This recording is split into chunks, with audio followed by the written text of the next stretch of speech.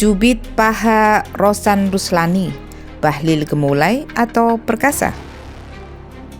Bahlil Lahadalia yang kebetulan Menteri Energi dan Sumber Daya Mineral sering membuat gebrakan aneh dan lucu. Aneh karena di luar kelaziman, lucu karena mengundang tawa. Baru-baru ini Bahlil mencubit paha Ketua Danantara Rosan Ruslani saat Presiden Prabowo berbicara.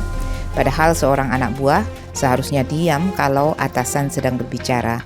Apalagi yang dibicarakan soal korupsi, kerugian negara, dan hilangnya sumber daya alam Indonesia. Sebagai anak buah, wajib hukumnya menyimak lalu mengamalkannya. Tetapi hal itu tidak terjadi pada Bahlil Lahadalia, Ketua Umum Golkar, loyalis Jokowi. Saat Presiden Prabowo gerah melihat kenyataan duit negara raib 300 triliun karena aktivitas tambang, Bahlil malah asyik sendiri. Entah apa yang dirasakan Bahlil saat Prabowo menyentil soal korupsi jumbo tersebut. Mungkin tidak terpengaruh apapun, mungkin dianggap angin lalu, mungkin dirinya terancam, atau mungkin Bahlil merasa Prabowo bukan atasannya, melainkan Jokowi. Bahwa Bahlil tampak hormat pada Prabowo itu untuk keperluan pencitraan. Apa yang Bahlil lakukan terlepas dia gemulai atau perkasa itu adalah perbuatan tercela, tidak elok dan memalukan. Bahkan bisa dikatakan Bahlil sedang melecehkan presiden atau menganggap apa yang dikatakan Prabowo sebagai lelucon.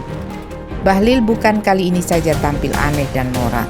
Pernyataan paling fenomenal adalah ketika dia menjilat Jokowi begitu kafah dengan sebutan Raja Jawa. Bahlil mengancam pada kader Golkar untuk tidak main-main dengan Raja Jawa. Saat itu Jokowi masih menjabat presiden. Anugerah Bahlil untuk Jokowi sebagai Raja Jawa mungkin dipercaya oleh sebagian orang pengikutnya. Tetapi bagi sebagian besar yang lain adalah sebuah pelecehan dan penghinaan. Seorang Jokowi tak layak dianugerahi gelar raja. Bahlil lupa pepatah Melayu, Raja alim, raja disembah, Raja zalim, raja disanggah. Catatan buruk Bahlil sebelumnya adalah gelar doktor yang disandangnya. Ia memperoleh gelar tersebut dari Universitas Indonesia dalam waktu kurang dari 2 tahun, memicu spekulasi tentang kualitas akademik dan potensi plagiarisme. Bahlil juga terlibat jual beli izin tambang. Bahlil melakukan tebang pilih dalam pencabutan izin usaha tambang, menimbulkan tuduhan korupsi dan konflik kepentingan. Perilaku yang mempengaruhi kebijakan aneh Bahlil adalah kebijakan pembatasan penjualan LPG 3 kg yang menimbulkan menuai protes karena dianggap menghilangkan pendapatan pedagang kecil serta menyebabkan antrian panjang. Tak terhenti di situ, Bahlil juga terlibat dalam kontroversi terkait izin tambang nikel di Pulau Gak, Raja Ampat, yang memicu protes keras dari masyarakat lokal dan organisasi lingkungan. Sikap arogan Bahlil ditunjukkan dalam pernyataan bahwa tenaga kerja lokal belum bisa diandalkan untuk berkarir di perusahaan berstandar internasional. Sebuah pernyataan inferior dan berkapasitas rendahan. Yang juga membuat decak heran masyarakat adalah saat Bahlil nenggak minuman keras. Sebuah foto yang memperlihatkan sosok mirip Bahlil dengan minuman keras sempat viral di media sosial. Bahlil tidak membantah.